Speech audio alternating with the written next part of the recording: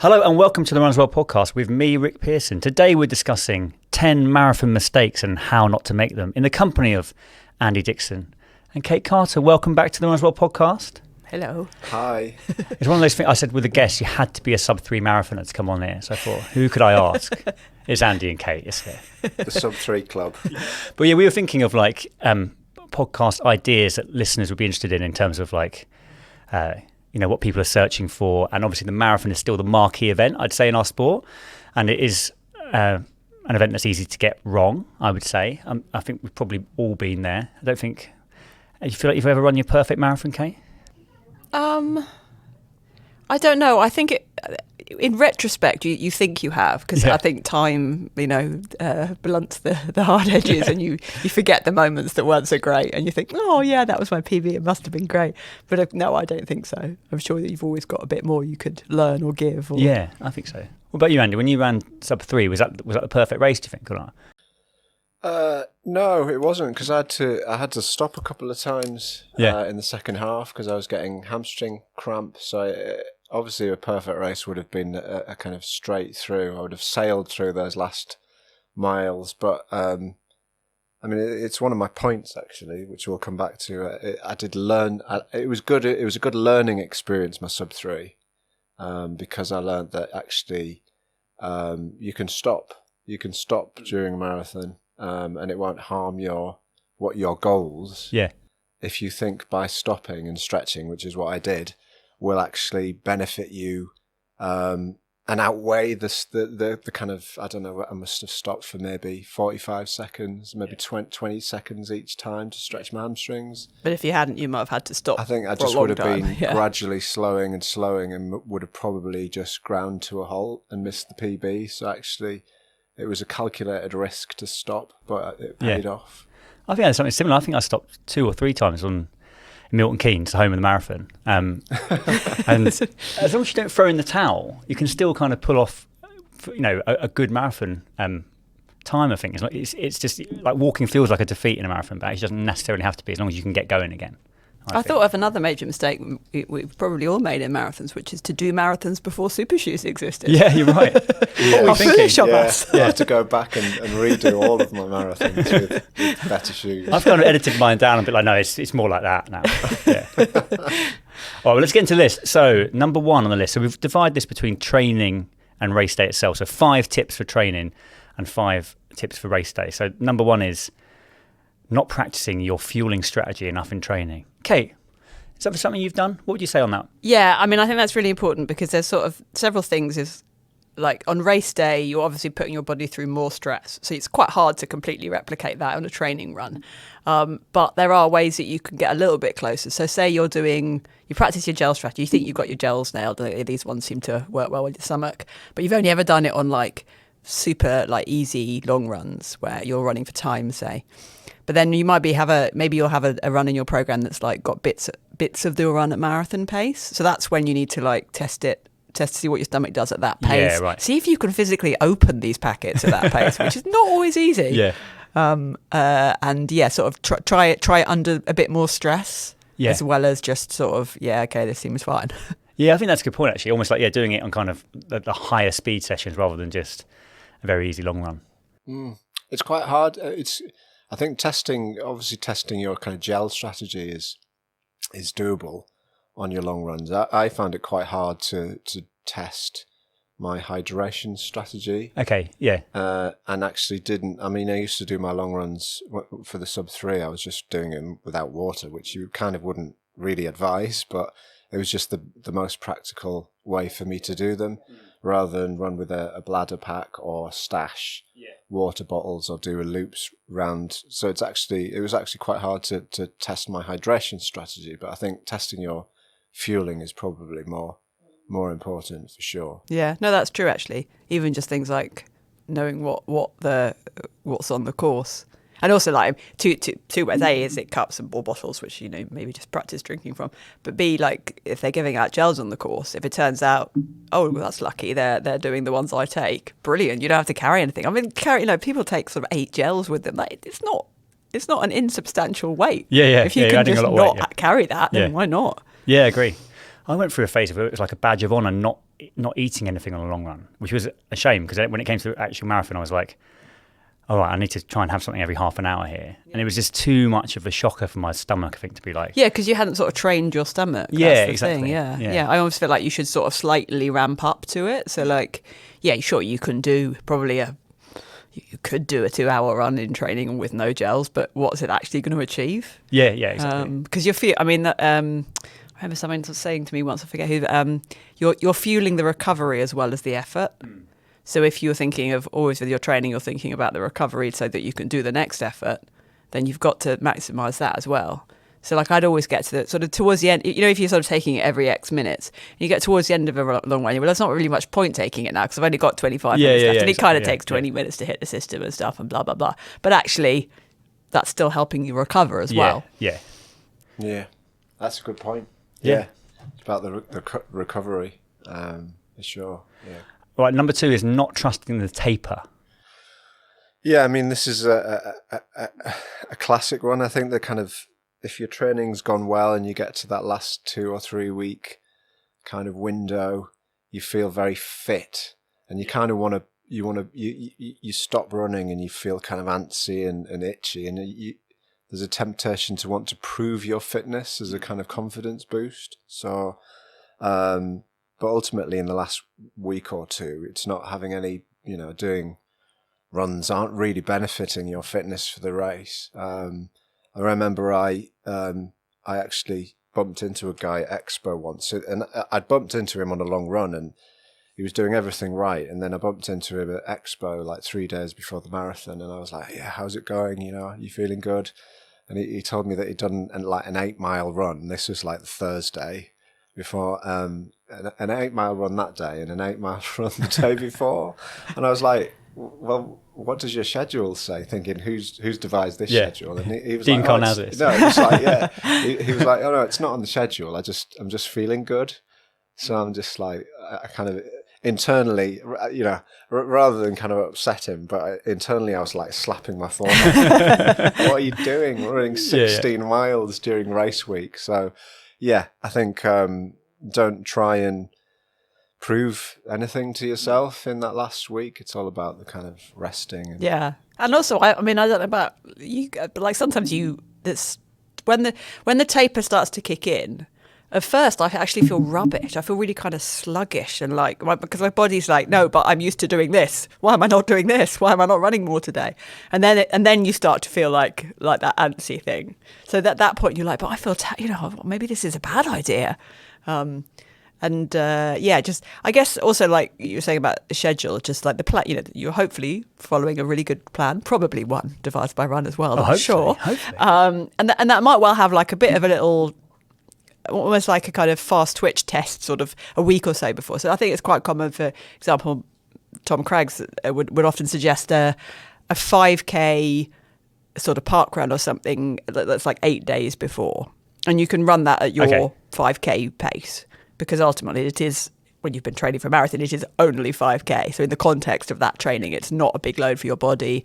It can get your legs turning over nice and quick. And that can be a little confidence boost, even though it's not really meaningful. Because it's perfectly possible to get a 5K PB and then not get a good marathon and vice versa. But that can, if you need to do something like that, then like 8 days before is okay. That's interesting. I've got a little expert tip from Tom Craggs, actually. He says, reduce your running volume, but keep up the frequency, which is, I guess, what you're saying. So if you're running 3 to 4 times a week in a normal training week, continue with this, the same. The only thing that changes is the time or length of your run. So cut it by 30% in the final 2 weeks before your race day and 50% in race weeks. Yeah, so the idea of keeping the frequency and intensity, I think, is maybe something some people don't think about. Yeah. And actually you can kind of keep it up, but it has to be a lot shorter in volume. Yeah. I think you said the next one, Kate, lack of consistency in training. Yeah, I mean, I think basically, fundamentally, when it comes down to it, if you want to get better at running, the single most important thing that you can do is just be consistent in your running. Just commit to whatever it is you want to do, 3 runs a week, 4 runs a week, 5, whatever it is. If you just keep doing that for your, whatever it is, 16-week marathon training plan, you will see results. And it's not very glamorous, and it's not like some kind of internet hack, but it's just true. And you can't kind of, it doesn't work if you try to sort of cluster it. Like, well, I haven't done anything for 2 weeks, and now I'll do 2 weeks worth of the schedule this weekend.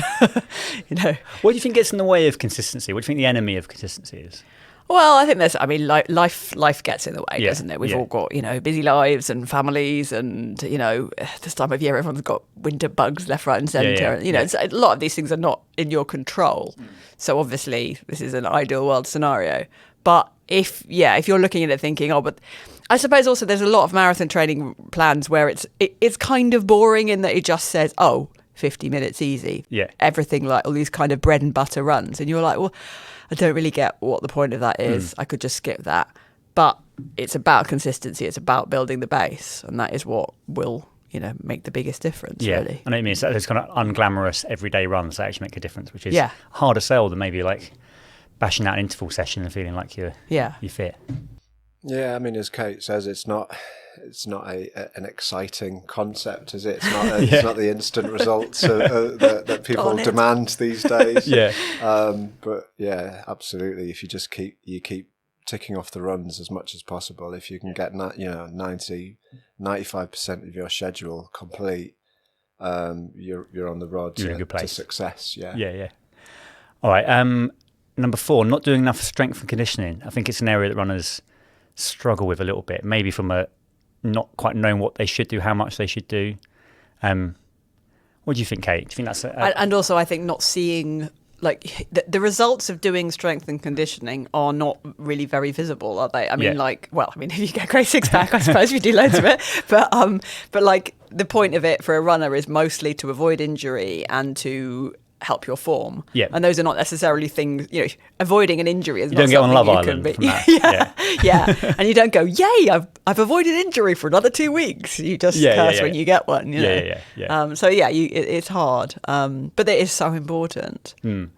Just kind of, just for those 2 reasons, really. Yeah. We had Richard Blagrove came on the podcast recently, and he's very good because he's like the head of strength and conditioning at Loughborough University, so he knows what he's talking about. But he's also like acknowledges that runners have limited time and they need to be told some kind of general truths about strength and conditioning. So he was like 7 moves that you should do twice a week, like with weight. And he said a squat type movement, a hinge hip movement like a deadlift, a stepping movement like a step up, a lunge pattern such as a split squat, a calf raise, and 2 upper body movements like a push and a pull. And that will get you 90% of what you need. A few plyometrics thrown in and you're there. So that actually was quite nice to hear, like, you could do this twice a week and you're going to get mainly everything that you need, rather than, I think there's a lot of stuff online where if you're thinking that you have to do something every single day. Although equally the good thing about strength and conditioning, I guess, is unlike running, you can sort of split it up and it's still effective. Yeah. Like you sadly can't do an hour's run in 5-minute bursts throughout the day. Yeah. But if you did strength and conditioning that way, it'd sort of be as good. Yeah, you said that. So if you did do... I almost feel like sometimes I feel like I'd be better off doing it every single day and for 5-10 minutes than leaving it twice a week, where I get to Sunday and I'm like, I haven't done it twice, Sort of easier that way. Yeah. I think people get put off by the idea of strength and conditioning because they think it needs to involve going to the gym, or it needs a Smith machine or a squat rack, when actually all of the moves you just described you can do with body weight or with dumbbells, which is not a major kind of cost, or you don't need a lot of space. You could do that at home. But I think it's just grooving. It's like a lot of things. It's grooving the habit. I have to admit, I wasn't brilliant at doing strength and conditioning, so this is a mistake that I kind of made. But generally, in marathons it's a battle. A bodily battle, I think, and it's generally that it's some part of your body that starts to give up on you rather than you're out of breath or you're not fit enough. Absolutely, for the marathon, I think strength and conditioning is key. It's funny though, isn't it? Because I think some people do maybe like yourself get away with doing less. So it's almost like some people don't maybe necessarily need to get lots stronger to do a marathon, where some people it's like if they miss a session, they'll really know about it in the week. Do you know what I mean? Yeah, well, I just think that like I wasn't running a marathon at the time, but the fittest I've ever been really was, depressingly, in lockdown when my gym did sort of like they started really quickly, did a Zoom classes, and they had like 5 a day, and I was like homeschooling, so my way of coping with this, staying sane, was I basically did all the classes all the time, right? And I got I did so much effect. It was all body weight. Yeah, I mean, we do have some kettlebells in the garden, but it was all body weight, and I just did so much of it, and my running was like the same as I've always done, really. I didn't do anything different there, but I was just so much faster. And I think it was like almost, you forget that there's like leg strength is a thing that actually, like, I always notice it more now when I'm running, that you kind of get to a point in a run where it's you're not out of breath, you're not injured at all, but your legs just are like, they just start feeling, they just feel like they've suddenly got a couple of kilos heavier each time you step, you know. And that is just like muscular strength you can build, isn't it? Yeah, that's right. I think it's an easy thing to, because you can think of marathon. Why do I need to get strong to run a marathon? That seems like they feel like very different things, don't they? But number 5, trying to make up time lost to injury. So sort of cramming in training when you've been injured. What do you think about that, Andy? Well, I suppose it's a natural enough instinct to try, and if you've got a schedule and you've missed a few sessions, to try and feel like you're fitting them all in for your kind of confidence. But it's a false economy, because that's that way you're gonna if you're putting too many quality sessions together, or you're just running too much and you're not recovering properly, that's the way you're gonna get re-injured, or just feel burnt out and overtrained. So I mean, I think you've just got to be sensible, and I mean the old hoary cliche of listening to your body, not trying to force it, for sure. I think people also make the mistake, like particularly if you're training through winter for a marathon and all the bugs and stuff around, say you miss, I don't know, 5 days or something because you've got some seasonal flu type bug. And I think people then think, oh, well, that's not an injury, obviously, so I can just smash it when I feel better because my legs are fine. I haven't hurt myself in any way. I just had to rest for that. But it's exactly the same thing. You're just going to end up injuring yourself because you're just going from this sort of 100 again. And of course, your body is probably still recovering anyway from if you've been poorly enough to require 5 days off running, then you're poorly enough to take it easy when you come back, and fitness doesn't go immediately, does it? I No. think I can't remember exactly what the timeline is, but I think you can go for about 2 weeks with basically it's going to make no difference. I think it's 2 weeks, the stuff on info on detraining, isn't it? Yeah, but also I think there's the general rule of thumb, like if you're following a training program, if you miss less than or up to a week, you can just, with the proviso you should listen to your body, that you can just sort of pick up where you would have been. So you can skip that training, but pick up. If it's 2 weeks, you should go back a week. So like don't go 2 weeks ahead, go 1 week maybe. And if it's more than that, then you should go significantly back, because if it's 3 weeks, you are going to have detrained a little bit. Plus, you're just kind of your legs are going to feel it. The muscles aren't going to be used to it as much. So then you just at that point have to recalibrate realistically what your expectations are. Yeah, I think so. This is the Runner's World podcast. Hey, look, we're on to the race now. Number 6. It's race day. The classic. Going out too fast. Going out too fast. We've all done that, haven't we? No. It's so hard not to go... statistically, it's men who do this. Oh, is that sorry? Sorry, Kate, you're right. It's exciting, isn't it, when you kind of first few miles of a marathon? You should hopefully be feeling good if you've kind of trusted the taper. I felt great. Well, I should hope so. It's mile 2 of a marathon. It's always a kind of lament on Twitter. It's like, I was on pace until 18 miles, and it's like that doesn't. That's just bad pacing. That wasn't your pace then. Going out too fast. So, Andy, you must have gone out too fast at some point. Do you know? I think I was quite... You're quite good? In my marathon running career, I think I've been quite disciplined, because I've always had a pace plan. Yeah. This is what I want to be hitting mile 1 in. And I've been quite disciplined with that. But, for sure, I think of all of the mistakes we're going through today, I think this would be the most common. Because it's, for all the things you've mentioned, it's the start of the race, you feel super rested and you're excited. it feels great, and you just want to. You feel like you should be making hay while the sun shines. Yes. So like, hey, if I could take bank some time. What if I run idea, 30 seconds per mile faster? Yeah. I'll be ahead of my pace, and you don't realise that especially if it's your first marathon, you don't realise that that's just it's a ticking time bomb for the last few miles of kind of overreaching. I know it seems like the end seems like quite a distance away, and you're not really thinking that far ahead at that stage, but really you should be. But I always got around it by just having my mile splits on a pace band on my wrist, and was very disciplined about 10 or 15 seconds, not a big problem, but 30 seconds to a minute. Yeah.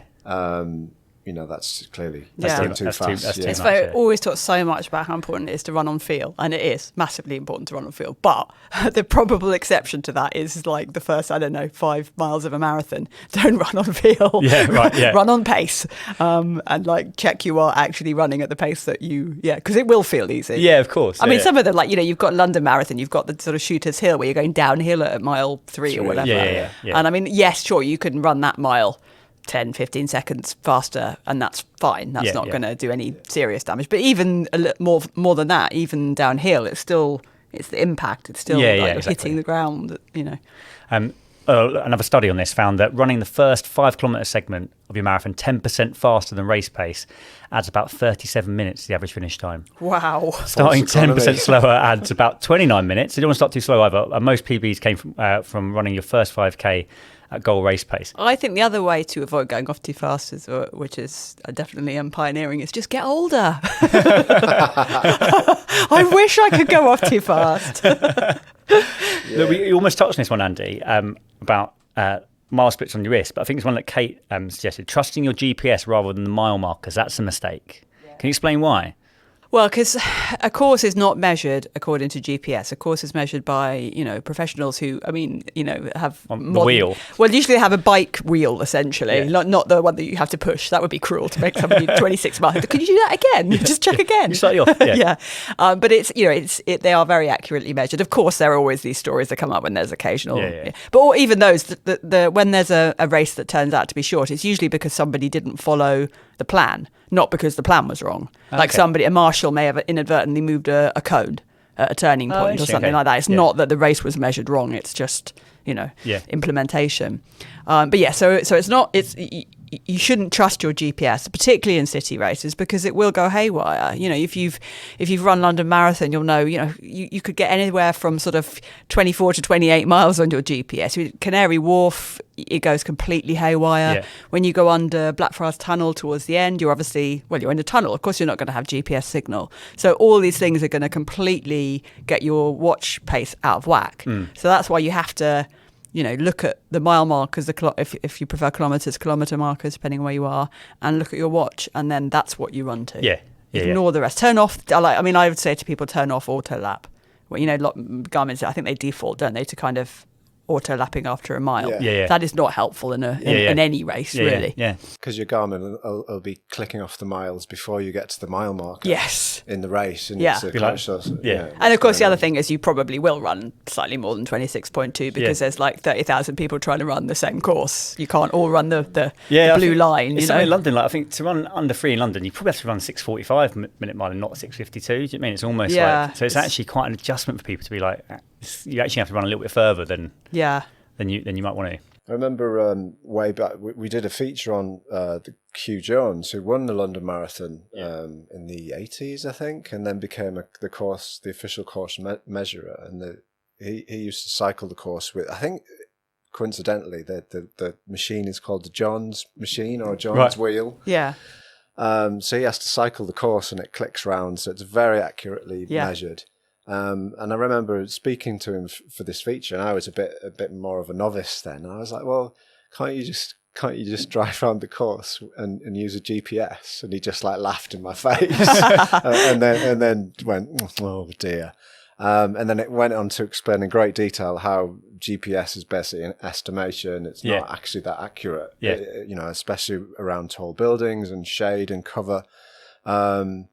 So that's what, to reinforce the point that GPS. Just think GPS is an estimate distance. It's not the distance. Yeah, right. Yeah. I think if you're, I think one tip, again, I think this comes from Tom Craig's, is if obviously if you're going to have to keep looking for the mile markers, and that's almost quite stressful. Yeah, because it's something you're kind of worrying about, and then you've got a race bad with 26 numbers, and it's quite. My eyesight's not good enough. Yeah. So what I did for a couple of races was do 5K splits, and even if the race is measured in miles, there's pretty much always. The timing chips that you run over, the big archways overhead, are usually 5, 10, 15, 20, etc. So they're very hard to miss. Yeah. So at that point, you can check in, okay, 5K, yep, I'm on pace, or, near enough. And then it's a little bit less stressful than kind of obsessing over every mile marker. Yeah. That's good. Number 8, this is good as well. Trying something new on race day. I once ran London Marathon in a pair of shoes I'd only run once in. It was an expo purchase, and I was working in running at this point. Wow! So you're telling people, and I was like, I'm making the mistake that I've been telling people not to do for years. I think I can't remember exactly how this happened, but anyway, I ran really badly. It wasn't really the shoes' fault, but it was such a stress because I was like, after about 5 miles in these shoes, this is like I've got no idea what they're going to be like on my feet. So I've got sympathy for people who try something new on race day, but it is a really bad idea to confirm. Yes. Everything, nothing should be. You should test it everything. Yeah. Your kit, your breakfast, your clothes, your sunglasses, your absolutely everything. Yeah. Even like how you're going to carry. If you're going to carry like 8 gels, go for a run with your 8 gels, even if it's 5K or round the block, because. If you've got one of those belts that you put gels in, but you've never actually tried running with that many, and then as soon as you do it, the belt's gone everywhere, and there's gels flying, and so just sort of practice all of that. Yeah, I think that's true. It's not just shoes. It's not just kit. It's food, all that stuff. Number 9, underfueling, easy to do. We've got Rena McGregor, who writes a nutrition column for Run as well. She says aim for 30 to 60 grams of carbs per hour for the first 3 hours of your marathon, and increase that to 60 to 90 per hour after that. And you can get that carbohydrates from sports drinks, jelly babies, gels, real food, all that sort of stuff. Yeah. I think that sounds about right. 30 to 60, that's kind of 2 to 3 gels an hour. Yeah. I think that's about right. Which is quite a lot, as Kate says. To do it properly, you probably will be starting a marathon with 8 gels. Rucksack. So I think it's something people tend to underestimate how much carbs you need. Yeah. I guess that's the ideal, isn't it? Like for optimum sort of performance. But the trouble is, of course, most of it, things do happen on race day, and you can have practiced it all you like, but actually tolerating that amount of gel. When you've thrown in the adrenaline and the stress and everything, it is hard. So I think, if you don't think you can handle that, then it's probably still better to do 2/3 of that or whatever. Totally, yeah. I remember Steve Way, who was kind of like, he was like the everyman who became like a kind of great runner. He used to be a 40-day smoker and got to the Commonwealth Games. Yeah, that's it. And his fueling strategy, which was gel-based, which was like that, he said, I know that I can't in the second half of a marathon take in any gels at all, so I just have 3 or 4 in the first half. Because I know I can take them in until then, and then I have nothing. And I just hope that's going to be all right. And that's what kind of. If you have to do that because that's the only thing that works for you, then that's what you have to do. You have to work with what you can tolerate, don't you? Yeah, and I guess like doing it in training is how you work that out. Yeah. So. I have once run a marathon with no gels. Wouldn't recommend it. Nah. We should also add to that underhydrating. Yes. Because I think and I'm certainly guilty of not just not drinking enough water during a race. I'll pick up a bottle. Sometimes I might miss a table because it's too crowded, or I just didn't see it in time. Have you got the technique? I've definitely got a good paper cup technique going on. But I think and because you're running fast, and ideally running fast, I think you just overlook it. Yeah. And particularly, I think in the first half, you're probably not, because you're not starting to feel and especially thirsty. if it's cold as well. I think you always think about it. Oh, I've got to stay hydrated if it's hot or warm. But if it's cold, you're still getting dehydrated. It's just not as obvious. So much as obvious. Yeah. But I think, I think a little bit often is probably the best strategy. Yeah. I mean, think that you don't want to be kind of guzzling down a I mean, they only serve it in 250 milliliter bottles, don't they? So it's hard to kind of overdo it, really. But yeah, definitely pick up something at every opportunity. Yes. If it's every and mile, just have a few, gulps or whatever. Yeah. Although I think it's more because it's more dangerous to overhydrate, isn't it, than to underhydrate. Underhydration, generally speaking, is going to compromise your performance, but probably not risk your health. Whereas hyponatremia. That's the one. Yeah. I mean, that's really dangerous. Yeah. Obviously, that's pretty extreme. But Yeah. in hot conditions, people do really, really perhaps over worry about litres and litres of water. Yeah, I think particularly before the race, you don't want to be kind of quaffing a 2-litre bottle in one. Oh God, no! An hour before the Oh, start. God, Still in the Luke when they're starting. All right, number 10, clinging to a time goal even if training has gone worse than expected. I think I've done that. When you sort of set your hopes on like a kind of watermark time, and maybe you lie to yourself that actually you can still do it. Pull it out of the bag on race day, even though your training suggested otherwise. Yeah, I would say that when we were, we've had a Runners World stall at Expo when we were running the pacing program. Yes, yeah. And I would say the most common inquiry that we had from people coming up who obviously had race places, they would say, well, when I was asked for my estimated time, it was 4 hours, say. Yeah. Training went all right, but I had a holiday and then I got injured. Do you think it's still realistic to start in the 4-hour pen and go for that? And I would always say, probably not. You need to, and that's quite a difficult skill, is to knowing when to recalibrate your goal, and also how much to recalibrate it for. And you probably wouldn't be able to do it the first time you run a marathon because you need the experience, don't you? To know what it's going to feel like. But I think just thinking that once you start off with a goal and training's gone all right, but not brilliantly, to think that you can still have a go at it and the marathon will find you out, won't it? Yeah. There's not a lot of places to hide in 26 miles. Yeah. It'd also be a stress, wouldn't it? If you were kind of too high up, and most people presumably are running that pace, and you're struggling early on, I think it's demoralising. It's demoralising, and it's a very long day. Everybody's going past you. Yeah.